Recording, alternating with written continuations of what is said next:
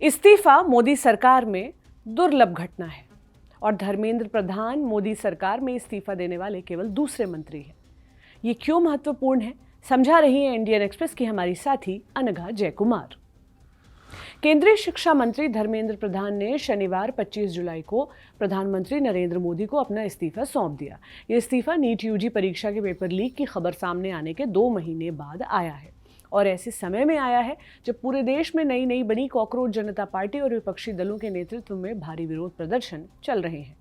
2014 में भाजपा के सत्ता में आने के बाद से मोदी सरकार में इस्तीफा देने वाले वे केवल दूसरे मंत्री हैं। साथ ही कार्यकाल के बीच पद छोड़ने वाले भी वे केवल दूसरे मंत्री हैं। जून 2015 में राजनाथ सिंह ने कहा था, इस सरकार में इस्तीफे नहीं होते, ये यूपीए नहीं है। और ये सही है कि मोदी सरकार के दौरान मंत्रियों के इस्तीफे बेहद कम देखने को मिले हैं, क्योंकि 2014 में भाजपा के सत्ता में आने के बाद मंत्रियों को आमतौर पर कैबिनेट फेरबदल में हटाया गया, उन्हें दूसरे मंत्रालयों में भेजा गया या नई मंत्रिपरिषद में जगह नहीं दी गई। लोग इस वक्त एमजे अकबर के इस्तीफे को भी याद कर रहे हैं। वरिष्ठ पत्रकार और पूर्व केंद्रीय राज्य मंत्री एमजे अकबर कई समाचार संस्थानों का नेतृत्व कर चुके थे। वे 1989 से 91 तक बिहार के किशनगंज से कांग्रेस सांसद रहे। 2014 में वे भाजपा में शामिल हुए।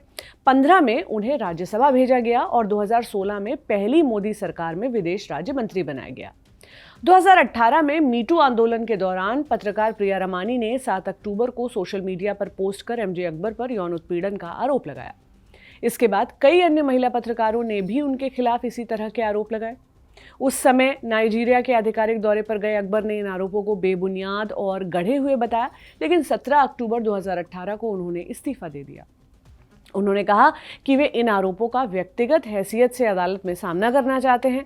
अकबर ने क्या कहा था ठीक उस समय, चूंकि मैंने व्यक्तिगत हैसियत से अदालत में न्याय पाने का फैसला किया है, इसलिए मुझे उचित लगता है कि मैं अपने पद से इस्तीफा दूं और अपने खिलाफ लगाए गए झूठे आरोपों का व्यक्तिगत रूप से सामना करूं।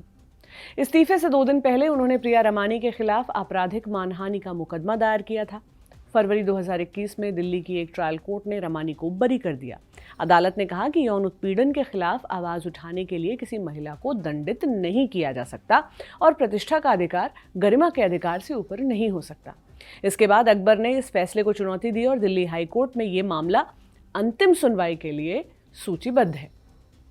अकबर के एक दुर्लभ इस्तीफे के बाद फिर ऐसी खबर नहीं आई। केंद्र सरकार की मंत्रिपरिषद में बदलाव लगभग हमेशा कैबिनेट फेरबदल या नई सरकार बनते समय ही हुए हैं। सबसे बड़ा फेरबदल जुलाई 2021 में हुआ था। उस समय स्वास्थ्य मंत्री हर्षवर्धन और शिक्षा मंत्री रमेश पोखरियाल निशंक सहित 12 मंत्रियों को बाहर कर दिया गया था। ये बदलाव कोविड-19 महामारी से निपटने के सरकार के तरीके की महीनों तक हुई आलोचना के बाद हुआ था। हालांकि सरकार ने आधिकारिक तौर पर इन बदलावों को किसी विशेष विवाद से नहीं जोड़ा। इसी तरह 2019 और 2024 में बीजेपी के दोबारा सत्ता में आने के बाद पिछली मंत्रिपरिषद के कई मंत्रियों को नई कैबिनेट में शामिल नहीं किया गया। यहां तक कि जब विपक्षी दलों ने मंत्रियों से इस्तीफे की मांग की, तब भी अधिकतर मंत्री अपने पद पर बने रहे। उन्हें बाद में कैबिनेट फेरबदल या नई सरकार बनने पर ही हटाया गया। उदाहरण के लिए 2021 के लखीमपुर खीरी हिंसा के बाद केंद्रीय मंत्री अजय मिश्रा टेनी के इस्तीफे की लगातार मांग उठी थी, लेकिन वो 2024 में मोदी 3.0 सरकार के गठन तक मंत्री बने रहे। बाद में उन्हें नई मंत्रिपरिषद में जगह नहीं मिली। इससे पहले जुलाई 2016 में रोहित वेमुला आंदोलन के बाद हुए विवाद के बीच कैबिनेट फेरबदल में स्मृति ईरानी को मानव संसाधन विकास मंत्रालय से हटाकर कपड़ा मंत्रालय की जिम्मेदारी दे दी गई थी। हालांकि सरकार ने आधिकारिक रूप से इस बदलाव को वेमुला पर हुए विवाद से नहीं जोड़ा था। यही वजह है कि धर्मेंद्र प्रधान का इस्तीफा ऐतिहासिक बताया जा रहा है। इसके बारे में आप क्या सोचते हैं, हमें कमेंट बॉक्स में जरूर बताएं। देखते रहें इंडियन एक्सप्रेस हिंदी। शुक्रिया।